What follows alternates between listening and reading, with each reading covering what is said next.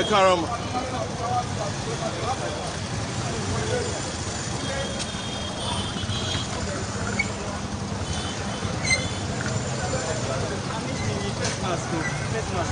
Mi ò ṣe ní fún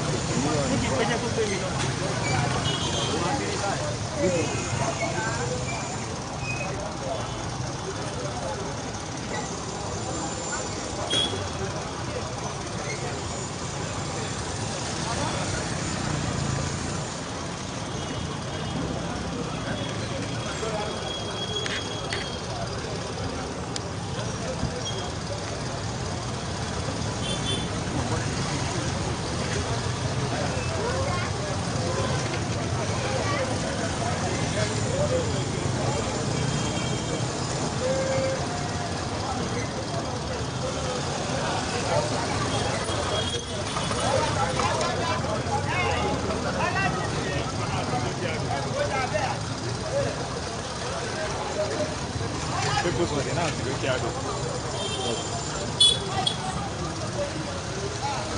Abigail, what do you know?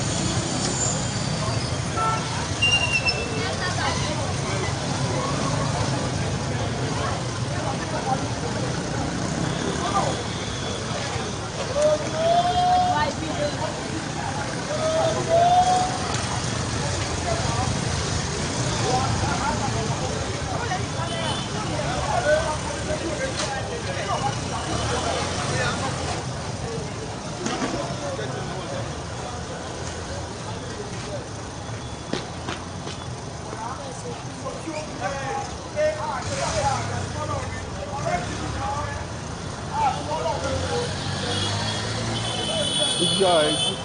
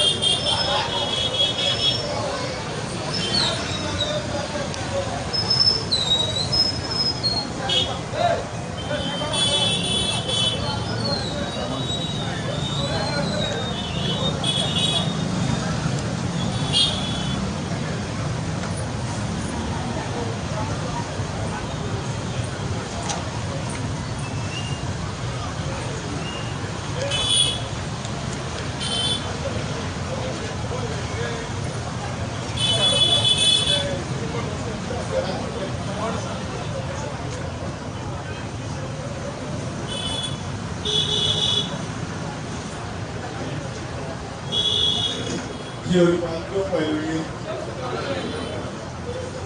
ní orúkọ Olúwa àti ìwà káàbọ̀ sí ètò ìsílẹ̀ yìí. Kí orúkọ gbogbo àti bàbá wa tí ọ̀pọ̀ aláṣẹ ti ká sí káàbọ̀ sí àárín wa. Aládùúrà ní Olúwa máa ń kára ṣe ìgbìmọ̀ ọ̀rọ̀ ọ̀rẹ́. A ó bẹ̀rẹ̀ bí a ti kọ̀ ní ẹgbẹ́ káàkiri ó wà níbi ọwọ́ wa.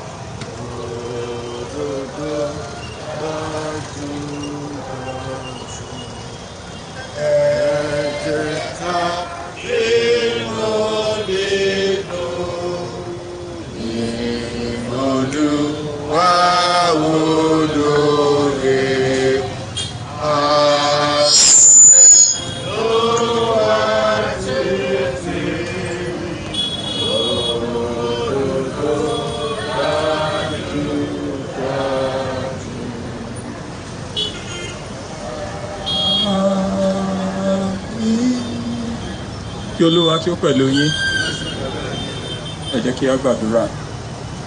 Ọlọ́run bàbá wa, a dúpẹ́ lọ́wọ́ yín fún oore ọ̀fẹ́ tí ẹ fún wa láti rí ọjọ́ òní. A dúpẹ́ lọ́wọ́ yín pé a fi ọjọ́ ìsọ́nà láti pàdé fún ìsìn yìí. A dúpẹ́ pé pẹ́jọ́ kó ṣeé ṣe. Olúwa ẹ gbọ́ pé kí ẹ gba ìyìn wa. Àwa bẹ̀ yín Ọlọ́run àánú nípa ìpàdé wa Olúwa jẹ́ káàmì kò fọ̀ gbogbo táwọn máa ṣe ìgbàdúrà gbogbo ẹ̀rọ ńlá lẹ́sẹsẹ wa ìgbàdúrà fún bàbá wa tí wọ́n máa lò láti ṣe ìsílẹ̀ yìí lórúkọ Jésù agbára ẹ̀yìn Ọlọ́run ẹ jẹ́ kó kúnnú wọn gbogbo kó fi ògo fún yín adúgbò torúkọ ti gbọ́ orúkọ Jésù Kristi Olúwa la gbàdúrà àdúrà Olúwa kábọ̀ fún orúkọ ìgbà bẹ́ẹ̀ ká ṣùgbọ́n ayé wọn kì í ṣòro wọn ní ìjọba nínú kárí ìṣòro bí a ti dárí ìṣòro bí a ti ṣe wọn kà wá sínú ìbẹ̀rù ṣùgbọ́n gbà wọn lọ ní orí ìgbàgbà agbára ìfẹ́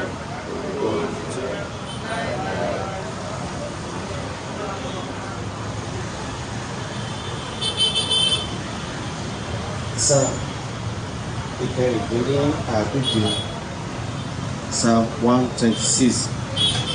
Nígbà tí Olúwa mú ìkólọ Síónì padà, àwa dàbí ẹni tí ń lálàá. Nígbà náà ni ẹnu wa kún fún ẹ̀rín àti ahọ́n wa kọ orin. Nígbà náà ni wọ́n wí nínú àwọn kìkìkì pé Olúwa ṣe ohun ńlá fún wọn. Olúwa ṣe ohun ńlá fún wa nítorí àwa ń yọ̀. Olúwa mú ìkólọ wa padà bí ìṣàn omi ní gúúsù. Àwọn tí ń fi omijé fún irúgbìn yóò fi ayọ̀ ká. Ẹni tí ń fi ẹkún rìn lọ tí ó sì gbé irúgbìn lọ́wọ́ lóòótọ́ yóò fi ayọ̀ padà wá, yóò sì yí ru ìtì rẹ̀. Ògo ni fún Baba àti fún Ọmọ àti fún Ẹ̀mí Mímọ́. Bẹ́ẹ̀ ni ó sì máa rí nígbà gbogbo. Ẹ jọ̀wọ́ ẹ jẹ́ ká jókòó fún ẹ̀kọ́ kíkà.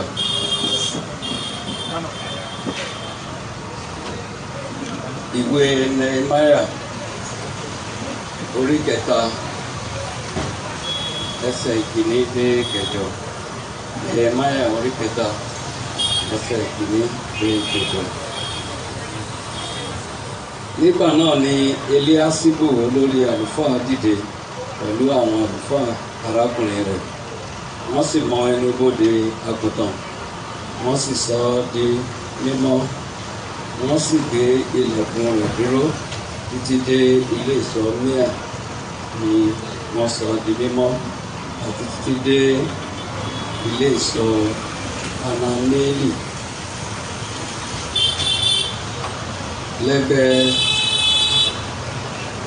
Lẹ́gbẹ̀ẹ́ súnmọ́ òun ni àwọn ọkùnrin Jẹ́ríkò sì mọ́. Lẹ́gbẹ̀ẹ́ súnmọ́ wọn ní Sákúrì ọmọ Imri sì mọ́. Ṣùgbọ́n ẹnubodè ẹja ni àwọn ọmọ Asena mọ́. Ẹni tí ó tẹ igi ìdábò rẹ̀ yóò sì gbé ilẹ̀kùn rẹ̀ ró. Àgádágodo rẹ̀ àti igi ìdábò rẹ̀ lẹ́gbẹ̀ẹ́ súnmọ́ wọ́n ní Meronori ọmọ Rogia ọmọ Kosi tún ṣe, àti lẹ́gbẹ̀ẹ́ súnmọ́ ni wọ́n ní Mesulamu ọmọ Berekaya ọmọ Mesesadoli tún ṣe, àti lẹ́gbẹ̀ẹ́ súnmọ́ wọ́n ní Sadoku ọmọ Bana tún ṣe, àti lẹ́gbẹ̀ẹ́ súnmọ́ ni àwọn ará Tekoa tún ṣe. Ṣùgbọ́n àwọn ọlọ́lá kò fi ọrùn sí iṣẹ́ Olúwa wọn. Jehoiada ọmọ Paṣíà ọmọ Mesulamu ọmọ Besodia sì tún ẹnubodè àtijọ́ ṣe. Wọ́n sì tẹ igi ìdábò rẹ̀, wọ́n sì gbé ilẹ̀kùn rẹ̀ ró, àti àgádágodo rẹ̀ àti igi ìdábò rẹ̀. Lẹ́gbẹ̀ẹ́ súnmọ́ wọ́n ní Melatia ará Gibeoni tó ṣe, àti Jadoni ará Merono.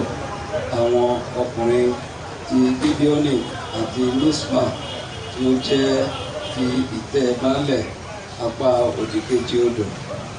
Lẹ́gbẹ̀ẹ́ súnmọ́ òun ni Usieli ọmọ Habia alágbẹ̀dẹ wúrà tó ṣe, àti lẹ́gbẹ̀ẹ́ súnmọ́ òun ni Anania ọmọ Alábọ́lù tó ṣe. Wọ́n sì ti fi Jerúsálẹ́mù sílẹ̀ títí dé odi gidi gbígbó ọ̀rọ̀. Èyí ni òpin ẹ̀kọ́ kíkọ́ náà.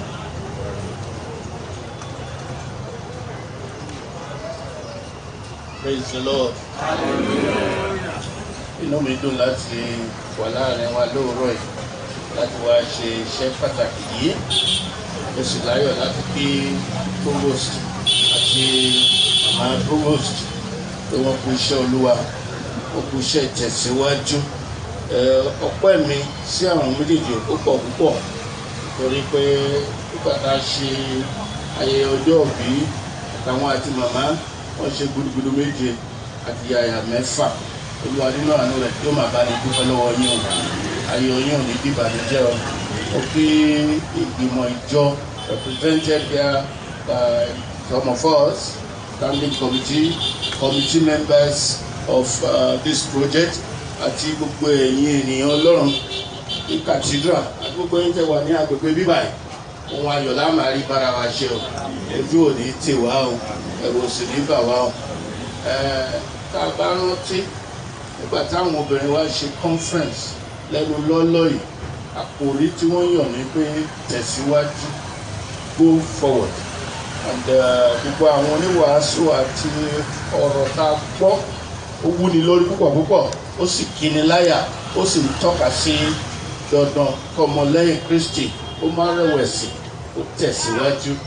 Àwa gbogbo wa la mọ̀ ìtàn náà, káfíbódò náà tó jáde nípa àwọn ọmọ Ísírẹ́lì àti òkúpa wájú àti ogun Fáráò lẹ́yìn. Síbẹ̀síbẹ̀ Ọlọ́run ní kí wọ́n tẹ̀síwájú. A dúpẹ́ lónìí pé a wá ṣe àjọyọ̀ ìtẹ̀síwájú nípa ṣíṣí ṣọ́ọ̀bù yìí. Ó máa ń nílò ìgboyà kéèyàn tó tẹ̀síwájú. Èèyàn láti pa ìbẹ̀rù tì, èèyàn láti pa ìrẹ̀wẹ̀sì tì. Bó tilẹ̀ jẹ́ nìkan ṣo náà ló kù. You need a lot of courage to move forward, to go forward. Result ẹ̀ la wá rí lẹ́nu òun la wá ṣí lónìí. Máa nǹkan mo mọ̀ ó ti pẹ́tipẹ́ lókè ọ̀yà, orúkọ ẹ̀ peculiar. Wọ́n máa ń pè ní owó ní fáàrí. And I think it's true. Tí yóò bá lówó kò lè ṣe fáàrí. Ẹ̀fẹ̀ fáàrí la rí yọ. It takes a lot of effort, courage to arrive at this destination. And láti dúpẹ́ púpọ̀ púpọ̀ fún ìgbìmọ̀ lábẹ́ àkóso provost. Nítorí pé irú àwọn iṣẹ́ báyìí kò lè ṣe kó má fa wàhálà, kò lè ṣe kó má fa misunderstanding àti bẹ́ẹ̀ bẹ́ẹ̀ lọ. But ọpẹ́ ni fún Olúwa. And this I want to say about the provost is a silent achiever, very silent achiever. Àwọn achiever mi wà tẹ́lẹ̀ pé ariwo pọ̀ ju achievement lọ, but láti ìgbà tí a ti fi wọ́n sí ètò alákòóso ní cathedral láti lè gbé bàbá yìí kì í pariwo, ṣùgbọ́n a lè tọ́ka sí ọ̀pọ̀lọpọ̀ nǹkan tọ́lọ́run gba ọwọ́ wọn láti ṣe tó dẹ̀ jẹ́ pé yóò jẹ́ fún àǹfààní ìrandíran. Nígbà tí bíbá ẹ̀ tí jàǹbá yẹn ṣẹlẹ̀, gbogbo ẹni tó bá wá síbí lákòókò náà tí ò bá lami lójú á torí kodò kúrò bíbá yìí.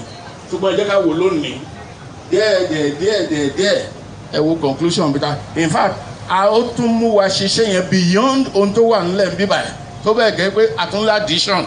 Nígbà tí mo ti dé látàárọ̀ sí bíbá yìí mo tó ẹ̀ tó ń wo gbogbo bíbá ó dàbẹ̀ pé a tún lè ṣàdéṣàn mí on the look of things. But I don't want to impose it. God will give our provost and the committee wisdom to be able to go further. Lọ́wọ́ ajẹ́ kò bí ní ojú àtẹ́kọ̀ọ́ take driveway ní bíbá yìí. By the grace of God, we can build something high and leave the underneath free for vehicles to move in or move out. But I'm not an architect, but I'm just making suggestions. But knowing the provost as a silent achiever, I know that God is going to do many more things through him to his glory and honor in Jesus' name. Amen. And we thank God for those of you who are in the committee helping him to make all these achievements. This is a beautiful place to behold now to the glory of God. Àti gbàdúrà pé Ọlọ́run ti mú ìbẹ̀rẹ̀ òtítún tẹ̀sí ń parí ẹ̀. Ọlọ́run á tún mú ẹ̀yin náà láti jẹ ìbùkún bẹ́ẹ̀. And this is where the cathedral must begin to think seriously. And I'm happy that our father, Papa Mo, is here and others. Tí aṣíwájú bá ń ṣe dáadáa, ó yẹ ká tọ́jú ẹ̀. Beyond the stated facts and figures. Aṣíwájú bá ń ṣe dáadáa, ó yẹ ká gbárùkù tì. And I want to plead with the cathedral to go beyond themselves to make things and life more comfortable for leadership. So, we can go beyond ourselves to say, yes, this man has done well. Let us do A, B, C, D. I have not been sent, but the Holy Spirit prompted me to say this. Nítorí pé àfojú inú wo dáadáa, Ọlọ́run tún ní jẹ́ ká ríru ọdún tá a là kọjá last year mọ́ àti the previous year. Nítorí pé ọ̀pọ̀lọpọ̀ nǹkan ló dojúrú tí ò bá lọ sí investment. Wọ́n ní kàtíkà wà ní owó láti máa san salary. Ẹran tí ọdún kan team synod wa ní investment in financial to church growth. Gbogbo àwọn ìjọ ló dàbẹ̀ ń pé wọ́n lájẹsẹ́kù wọ́n fi rí nǹkan mọ́lẹ̀. Àwọn ló dàbẹ̀ ń pọ̀kan wọn balẹ̀ ojú in the last year that we have just gone out of to the glory of God. So Baba Provost and members of the standing committee who are here and church leadership, investment wa ò tí tó. Ẹ jẹ́ ká tún wọ́nà mi, ẹ jẹ́ ká wá nǹkan mi láti fi àwọn nǹkan wọ̀nyí kúnlẹ̀ torí ọjọ́ ọ̀la. Dad mi nígbà tí mi ò tí gbọ́ Yorùbá dáadáa wọ́n máa ń pòwe kan mi ò tiẹ̀ mọ̀ mímì rẹ̀ wọ́n á ní àìsí kamẹ́rẹ̀ wá jẹun. I thought it was ordinary fingers, not knowing that òwe ni pé ìyẹn ń jẹ gbogbo síìdì ẹ̀ tán ó ní láti invest ẹ̀ fún ọjọ́ ọ̀la. So we congratulate you, sir, on this laudable achievement and visible achievement. We congratulate the committee and members of the standing committee. We pray that the grace of God will be multiplied upon all of you in the name of Jesus Christ. These are things that we can fall back to even when collection begins to get preceded. Ọmọ ń sọ wípé àìlówó lọ́wọ́ bàbá ìjáyà. Tí ọba lọ́wọ́ ó ní díẹ̀ lápò ọkàn á máa balẹ̀. Ṣùgbọ́n tí a bá rìn empty, Ọlọ́run má jẹ́ kí wọ́n lọ da oní alákàrà kí wọ́n da àkàrà ẹnu lójú tì. Olú ẹ̀ka ẹ̀rọ nìyẹn. Ó ní ọ̀fẹ́ sábà wọn akọ́kọ́ lọ aṣọ mọ́yàn lọ́rùn ni. So individuals too, ẹ jẹ́ ká máa lájẹsẹ́kù. Ẹ jẹ́ ká máa mọ láti fi gúnlẹ̀ fún nǹkan lọ́jọ́ iwájú so that nígbà tí ọ̀dà bá dé, a rí nǹkan padà sí. Mo sì gbàdúrà pé àpẹẹrẹ tá a rí látọ̀dọ̀ cathedral ṣíṣe aṣáájú ní diocese wa yìí, àpẹẹrẹ náà gbogbo alẹ́ lọ nìkankan àmúlò yóò ṣe wá láǹfààní. Òkè yín lẹ́ẹ̀kan sí ẹ kú iṣẹ́ takuntakun àtẹ̀yìn bàbá wa màmá wa àtẹ̀yìn ọwọ́ ọ̀tún màmá wa màmá Provost ẹ ṣeun ẹ kú àtìlẹ́yìn ojú òní tiwa orin bẹ́ẹ̀ là á máa rí ṣe lójoojúmọ́ in the name of the Father and of the Son and of the Holy Spirit.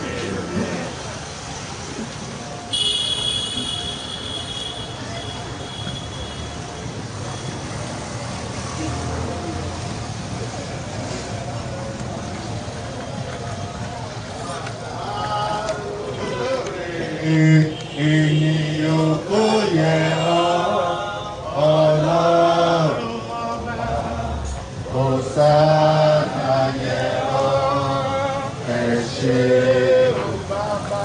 ọpẹ́ ló yẹ bàbá olóore. Ènìyàn kò yẹ Ọlọ́run kò sáà.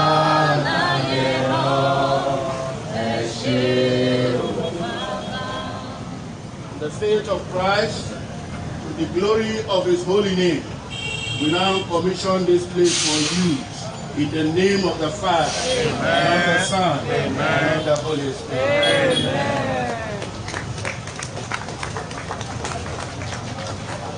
Let us pray. Bàbá wa àti Ọlọ́run wa, Olódùmarè àti Ọlọ́run ayérayé, àìrí àìkú àìsá àìdìbàjẹ́. Ẹ̀yin ọba tó lànà tó lòní tí ó gbin ọ̀la, adúpẹ́ ibi tẹ́ ràn wá lọ́wọ́ dé, adúpẹ́ fún iṣẹ́ yìí tá à ń bẹ̀ yín láti yà sí mọ́ fún wa lónìí, adúpẹ́ nítorí pé ọwọ́ tó bẹ̀rẹ̀ rẹ̀ náà ló parí ẹ̀, ẹgbà ìgbẹ́gbọ́ pẹ́ wa.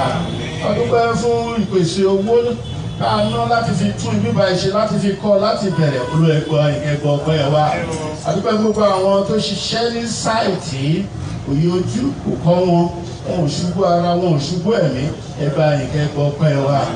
Ìyẹn lónìí yóò bàbá wa fi lé yín lọ́wọ́ torí ohun tó bá fi lé yín lọ́wọ́ kì í dìbàjẹ́ nínú bíbà yìí tá a ṣì lónìí tá a bẹ̀rẹ̀ sí lò yìí àtúnrógun nọ́mọ́ wọn ogun ọlọ́ṣà ò ní ṣẹlẹ̀ níyì wọn dàrúdàpọ̀ ò ní ṣẹlẹ̀ níyì wọn nítorí pé ẹ̀yin la fi ṣe ìpilẹ̀ṣẹ̀ ẹ̀yin náà là ń filé lọ́wọ́ láti òní lọ pé gbogbo bàbá máa lo bíbà yìí wàhálà ò ní ṣẹlẹ̀ níyì ìdààmú ò ní ṣẹlẹ̀ níyì nítorí láti òní lọ àwa pé agbára yín sórí ilé yìí ẹ máa gún wà ń bí ẹ máa ṣe àwọn tó máa wà ń bí ohunkóhun tá a máa ṣe lórí bíbà yóò máa jẹ́ fún orúkọ rẹ àtàjèrè làwọn èèyàn rẹ yóò máa kà bíbà yọ wọn ò ní lógun àgbà náà wọn ò ní lógun eléyìí ni o nítorí náà wá ya bíbà yìí náà sí mímọ́ lónìí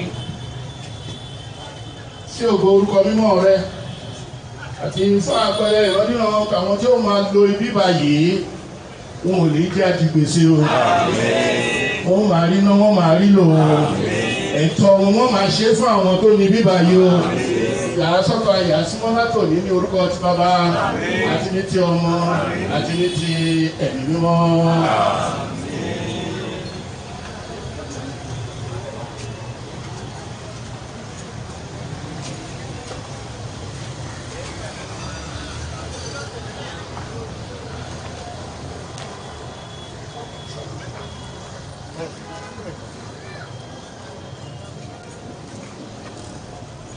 We unveil this plaque to commemorate this dedication in the name of the Father, the Son, and the Holy Spirit. Amen. To the glory of God, the foundation of this extension was laid by the diocesan the 26th of March 2019 and dedicated today on the 21st June 2021.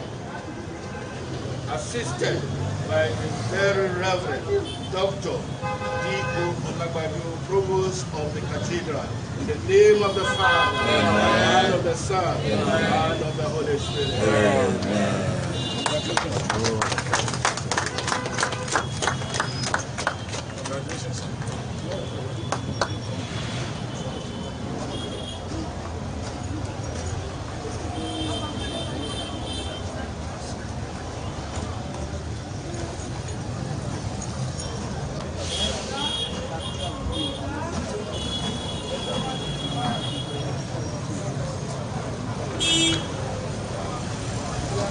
Ẹ jẹ́ ká jókòó. Lẹ́ẹ̀kan sí ní orúkọ Olúwa tí orúkọ gbogbo wa fẹ́ àti bàbá káàbọ̀ sí àárín wa. Ohun gbogbo ní Bíbélì ni pé ó ń ṣiṣẹ́ pọ̀ fún rere.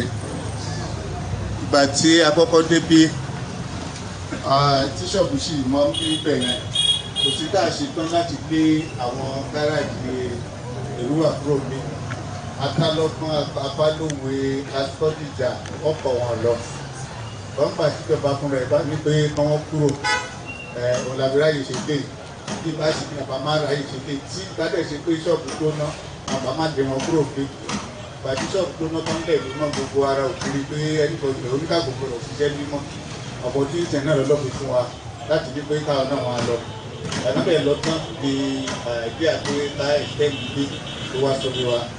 Dúpọ́ lẹ́ẹ̀kan sí lọ́wọ́ bàbá pé ẹ tún lè wá ẹ ṣé o a máa ju iṣẹ́ lórúkọ lórúkọ Jésù ó dúpẹ́ lọ́wọ́ gbogbo ẹgbẹ́ ìgbìmọ̀ sáni kọ́mítì ní ìfọwọ́sowọ́pọ̀ ẹ ṣé gan ni àwọn òṣìṣẹ́ tó ṣiṣẹ́ gbé ó dùn wá pé ẹni pé ìwòrán ayé wá dé ètò àńgbẹ́ èèyàn ní láti máa dúpẹ́ lọ́wọ́ ìlú ọ̀gá olóṣè iṣẹ́ ìlú ẹni bá dẹ̀ wo àgbègbè iṣẹ́ tó ṣe síbẹ̀ tó ṣiṣẹ́ gidi gbogbo alájọ ibikíbi tó bá wà àánú Ọlọ́run á máa wà pẹ̀lú ẹ̀rọ orúkọ Jésù bí a ti bẹ̀rẹ̀ tá a sílé yìí ohun rere Olúwa ṣe fún wa lórúkọ Jésù oṣù àbẹ̀wò látòkè wá Olúwa tẹ̀lé wa wò fèrè lórúkọ Jésù àtẹ̀ṣẹ́ wa wò lórúkọ Jésù ojúṣe tí wa náà a máa ṣe láṣepé lórúkọ Jésù àdúpẹ́ lọ́wọ́ gbogbo pátápátá la wà ní wọn òṣìṣẹ́ wa wọ́n wà ní pípẹ́ pé àwọn náà máa ń bá mójútó nígbà tí lè fi jóná àwọn náà ti mójútó ibi lọ́sàn-án àti lóru sọ́mi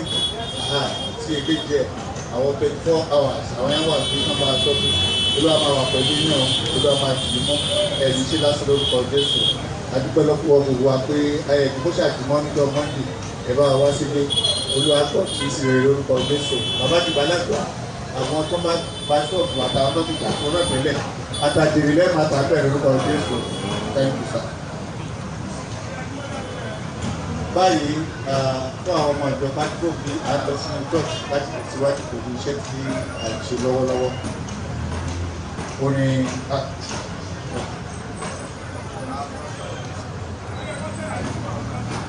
Olúwa ló pẹ̀lú ẹgbẹ́ kápá náà. Bàbá wa àti ọlọ́run wa, adúpẹ́ lọ́wọ́ yìí fi jẹ́ àwọn alọ́wọ́dé, adúpẹ́ ibi jẹ́ fún wa lọ. Àwọn gbé ibi ayọ̀, ibi àṣeyọrí sí lórí ọgbà ìfẹ́ gbogbo ẹ̀wà. Adúpẹ́ fún aṣíwájú wa ní Kàtíkà, adúpẹ́ fún agbára àti ọkàn, adúpẹ́ pé nípa àṣẹ yìí ìrírẹ̀ wọ́n Olúwa ẹ máa sọ agbára wọn dọ̀tún. Gbogbo àwọn tí ń bá wọn ṣiṣẹ́ ẹ̀mí mọ̀ rẹ̀ kò ní dágbére fún wọn. Gbàdúrà fún àwọn akúrò gbogbo àwọn ìyàwó àlùfáà ojúlé àwọn ikò tó fi wọn sílẹ̀ wọn wọ́n máa mọ iṣẹ́ ojú òní tí wọn. Láti pé lọ́sàn-án kọ́mítì àti gbogbo kọ́mítì tó bójútó iṣẹ́ yìí Olúwa bùkún ẹnì kọ̀ọ̀kan wọn bí àti ọ̀nà wọn kó máa dára.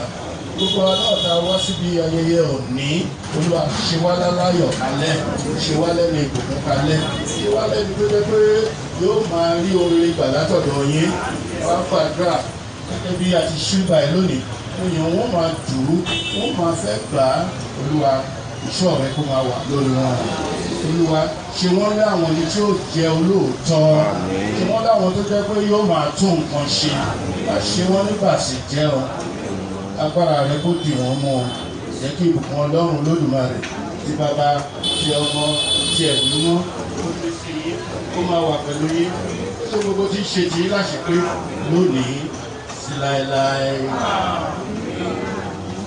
Praise the Lord. Orin àkọ́kọ́ fọlọ́ wà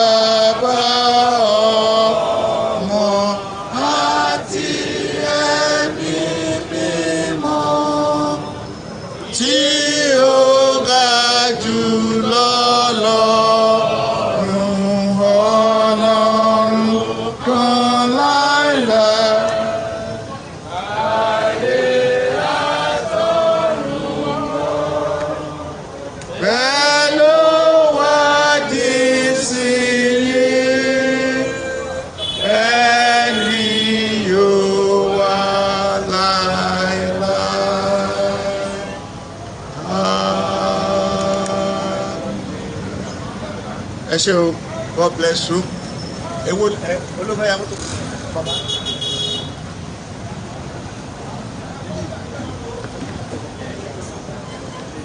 Mama. Sáńdé bá mi sí báyìí báyìí. Ká máa bomi ní ẹ̀ ṣe sí i.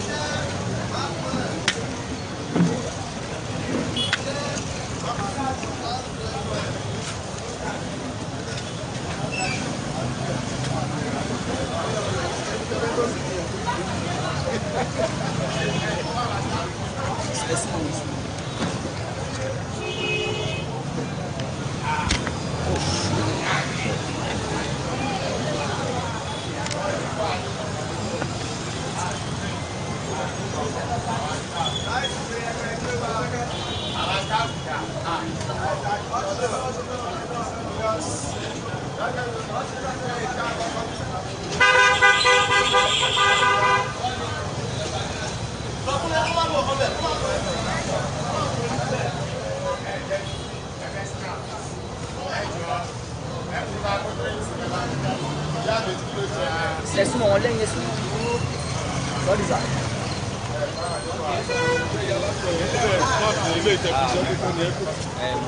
Mẹ́ta wò yá. Lẹ́nu kò bá wọ̀ ẹ̀yìn àwọn. Church.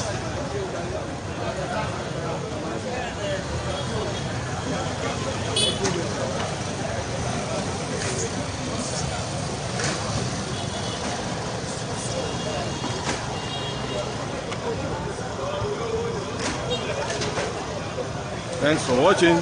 Please stay tuned.